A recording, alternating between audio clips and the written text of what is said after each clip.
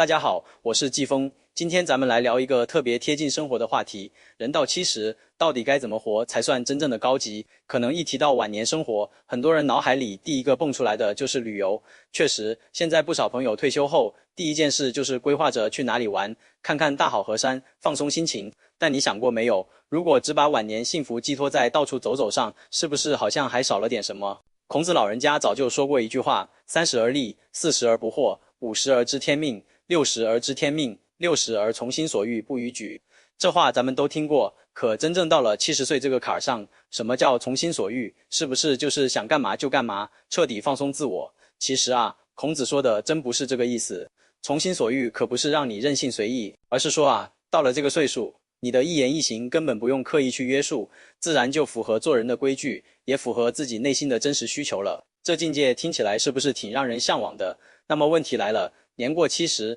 咱们到底还有什么需求，还有什么规矩要守呢？其实啊，不管你是想游山玩水，还是想在家带带孙子孙女，晚年生活舒不舒心，幸不幸福，都绕不开一个核心。这个核心跟你银行卡里有多少存款关系不大，跟儿女是不是天天围着你转也没必然联系。它藏在你的日常习惯里，特别是今天要跟大家细细聊的这3个冷习惯，只要你慢慢养成了，我敢说你的晚年生活品质绝对能提升一大截。如果您觉得这个信息有用，咱们一起为家里的长辈祈福，也恳请您点点关注，这样以后一有这种发钱福利的好消息，我就能的一时间通知到您，咱们再也不错过任何该得的实惠。好了，咱们言归正传，这第一个冷习惯叫对大悲大喜冷处理。咱们都明白一个理儿，情绪这玩意儿大起大落最影响身体，对年轻人尚且如此，对咱们上了年纪的朋友来说，那更得像对待易碎品一样小心轻放。不管是突如其来的巨大悲伤，还是天降惊喜的狂喜，或者是那股子闷气，那些解不开的忧思，对老年人的身体来说，都像是一剂猛烈的不合适的东西，真扛不住。我身边就有个活生生的例子，我的一位朋友，他外婆今年快100岁了，身体还挺硬朗，但朋友的母亲5年前因病去世了，全家上下从儿女到孙辈默契地达成了一个共识，绝不能把这个消息告诉外婆。每次外婆问起你妈妈什么时候回来看我啊，朋友他们都忍着难过，编着话说妈在国外找了个好工作，忙一时半会儿回不来，她让您好好保重身体。看着外婆眼里闪着泪花，念叨着想闺女，朋友心里别提多难受了。但他知道，此时此刻，这种善意的隐瞒就是对老人最大的保护和孝顺。一旦真相揭开，那种摧毁性的悲痛，100岁老人如何承受得起？人到晚年，咱们确实经历了几十年的风风雨雨，见识多了，按理说应该更豁达。可现实是，很多人恰恰相反，有的老伙计脾气反倒越来越急，一点就着，觉得不把火发出来就憋得浑身不痛快。有的呢，又变得特别敏感多疑，别人随口一句话，他能放在心里反反复复琢磨好几天，非得琢磨出个言外之意来才罢休。这种情绪上的不稳，心态上的不平和，就像身体里埋了个隐患，一旦遇到强烈的情绪刺激，心跳猛地加速，血压往上走，一些突发状况很可能就被诱发了。所以啊，对咱们70岁往上的朋友来说，学会对大悲大喜进行冷处理，是顶要紧的一种生活智慧。这我得说清楚，冷处理可不是教你变成冷漠无情的人，对亲情友情都无动于衷，不是的。他的意思是，咱们要学着成为自己情绪的调节者，别让情绪这匹野马完全拖着咱们跑，以至于做出让自己后悔、让家人担心的事情来。这里头有个心理学道理，挺有意思的。他告诉我们，情绪其实有相当一部分是咱们自己理解出来的，既然能理解出来，那咱们也能学着去调节它。年过70的您，拥有无比丰富的人生经验，这本身就是一种巨大的财富。当遇到可能引起剧烈情绪波动的事情时，不妨先在心里按下个暂停键，问问自己，这是真的值得我这么激动吗？我过去的经验里有没有类似的情况？他后来怎么样了？很多时候，只要这么缓一缓，让理性的平静浇一浇，那股子冲动劲就过去了。所以说，这第一个要养成的冷习惯，就是别让情绪当家做主，而是用一种更平稳、更冷静的姿态，去接纳生活中发生的一切，无论是好是坏。聊完了情绪，咱们接下来再说说的2个冷习惯，对是非矛盾冷看待。人这一辈子啊，特别是咱们东方社会，人情往来最是复杂，活到70岁，谁还没经历过几件让人闹心的事？意见不合，看法不同，甚至是你觉得对方不讲理，对方觉得你太较真，这些都是再正常不过的了。年轻人身强力壮，遇到矛盾冲突时情绪激动，面红耳赤的争辩一番，从生理上来说可能还能承受得住，可到了咱们这个岁数，如果还是事事都要争个明白，处处都要论个输赢，那可真是跟自己过不去了。前几天我就听说了这么一件事，心里感慨良多。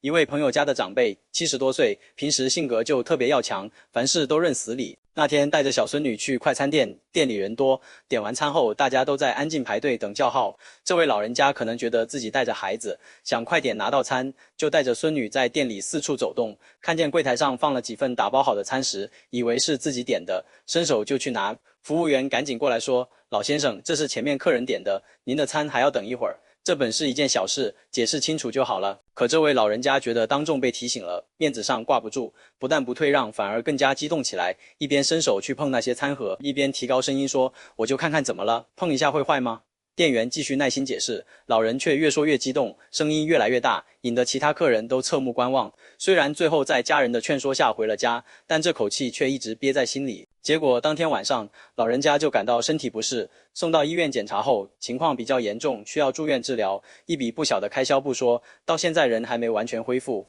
回头想想，就为了一顿饭，一点所谓的面子，值得付出这样的代价吗？通过这件事，我想说的是，对是非矛盾冷看待这句话的精髓，其实可以总结为9个字：少掺和，少操心，少较真。咱们活到这个年纪，经历了多少风风雨雨，见识过多少人情冷暖，很多在年轻人看来天大的事，在咱们眼里可能真的不算什么。人生70古来稀，到了这个岁数，最宝贵的是什么？是时间，是健康，是平和的心境。那么，是不是所有矛盾都要退让呢？当然不是，这里要分清楚轻重。如果涉及到人格尊严、根本利益受到侵害，那当然要据理力争。但日常生活中绝大多数矛盾，其实都是些鸡毛蒜皮的小事，邻里间的一句闲话，公共场所的一点小摩擦，家人间的一时口角，这些事情，真的值得我们耗费心神，影响健康吗？我观察到一个现象，往往越是心胸开阔、见识广博的人，越不会在琐事上斤斤计较，因为他们知道什么才是真正重要的，什么是可以放下的。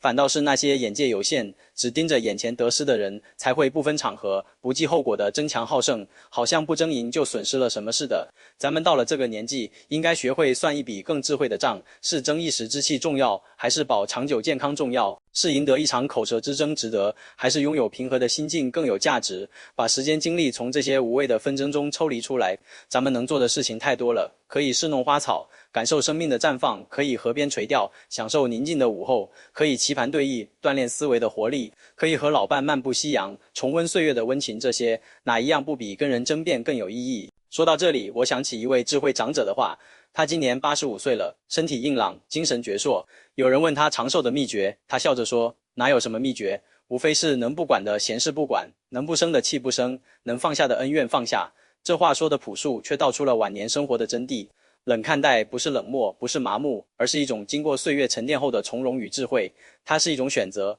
选择把有限的精力放在真正重要的事情上，选择用更开阔的胸怀去包容世间的不同，选择用更平和的心态去面对人生的起伏。这份冷看待的功夫，就像是给咱们的晚年生活加了一道防护网。它不一定能让咱们避免所有矛盾，但能让咱们在面对矛盾时保持清醒。它不一定能让咱们赢得每场争论，但能让咱们守住最宝贵的健康与平和。所以啊，亲爱的朋友们，当您在遇到那些无关原则的小矛盾、小摩擦时，不妨深呼吸一下，在心里对自己说：这事值得我动气吗？很多时候，只要多问自己这么一句，火气就能消下去大半。人生70，咱们已经走过了很长很长的路，接下来的旅程，愿咱们都能带着这份冷看待的智慧，少一些纷争，多一些平和；少一些计较，多一些宽容。毕竟到了这个年纪，最大的胜利不是吵赢了谁，而是活出了自己的从容与自在。您觉得是不是这个理儿呢？说完了处理情绪和矛盾，咱们再聊聊的3个可能有些人会觉得有点意外的冷习惯：